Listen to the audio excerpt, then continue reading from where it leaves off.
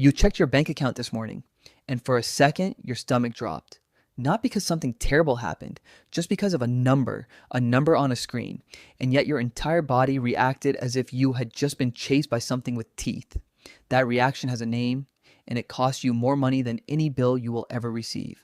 Every single day, without realizing it, you pay an invisible tax. Not to the government, not to your landlord.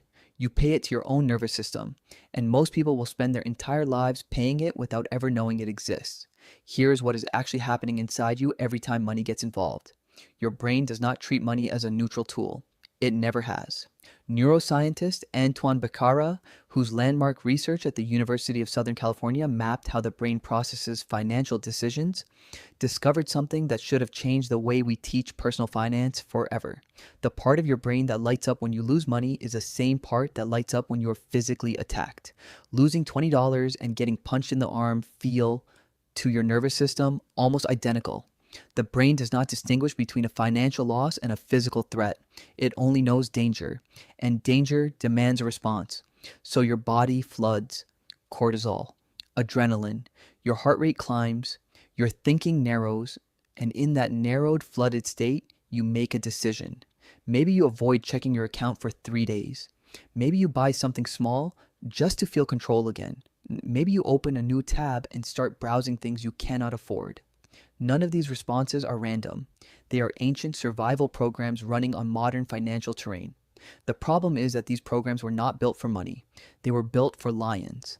Psychologist Shlomo Benartzi, a behavioral economist at UCLA whose research has been cited in policy discussions at the highest levels of government, spent years studying why people consistently make financial decisions that hurt them.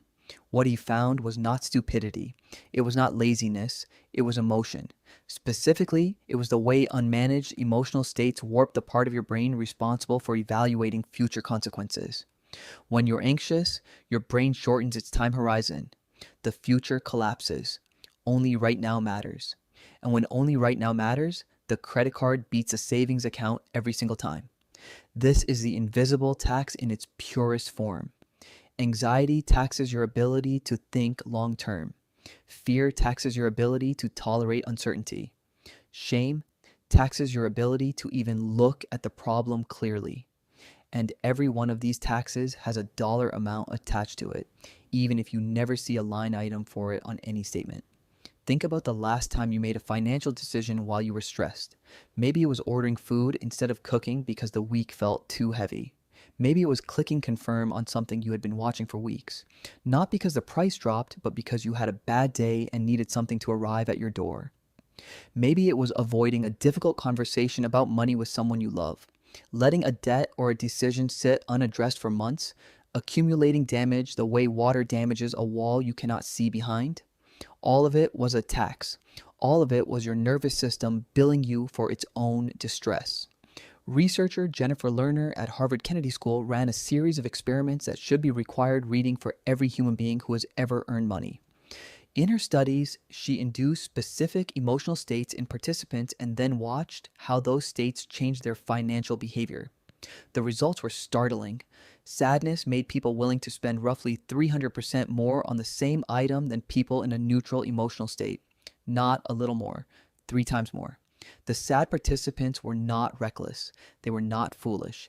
They were simply in a state that made them value immediate acquisition over long-term preservation.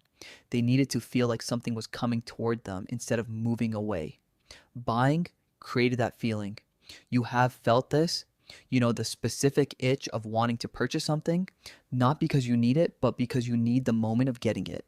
That itch is a tax collector knocking, and here's the part that most financial advice completely ignores. You cannot think your way out of an emotional state. You can know every budgeting technique, every investment principle, every compound interest formula, and still blow your financial plan in a single afternoon because your body moved into a state that your knowledge had no access to. Knowing that spending is bad does not stop the emotional brain from spending. The emotional brain does not read books. This is why so much financial advice fails people who genuinely want to follow it.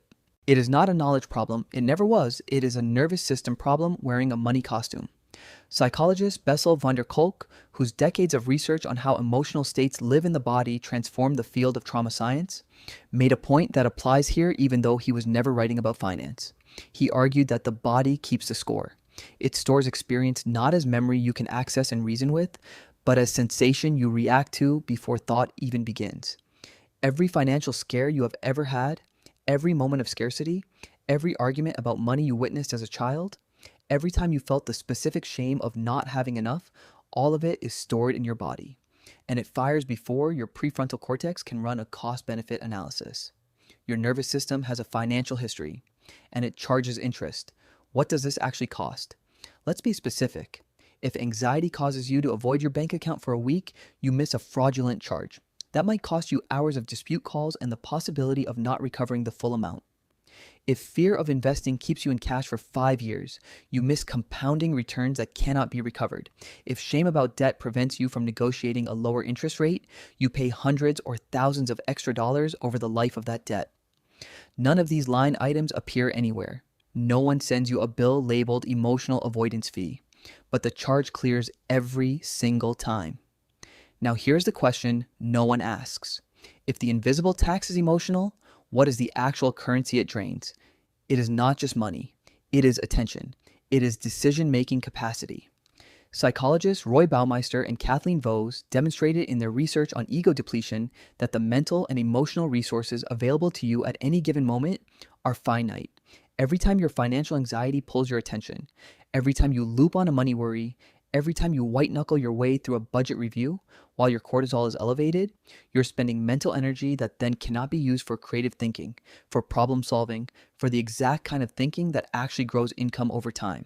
The tax does not just drain your account, it drains you, which means the most financially productive thing you could do has nothing to do with the spreadsheet. It has to do with learning to recognize the moment your nervous system takes over your financial decisions. To pause before the purchase, that is really a soothe. To notice the avoidance, that is really fear in a more comfortable outfit. To see the impulsive yes as what it actually is, which is a no to something your future self needs. This is not about willpower. Willpower is a limited resource and a bad strategy. This is about pattern recognition, about learning to ask yourself one question before any financial decision.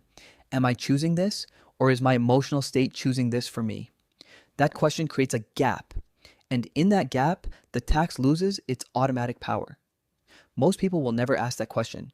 They will go their entire lives paying the invisible tax month after month, year after year, wondering why the math never adds up, wondering why they know what they should do but keep doing something else.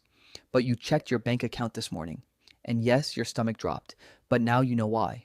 And that changes everything, because the tax only works in the dark, and now you have turned on the light.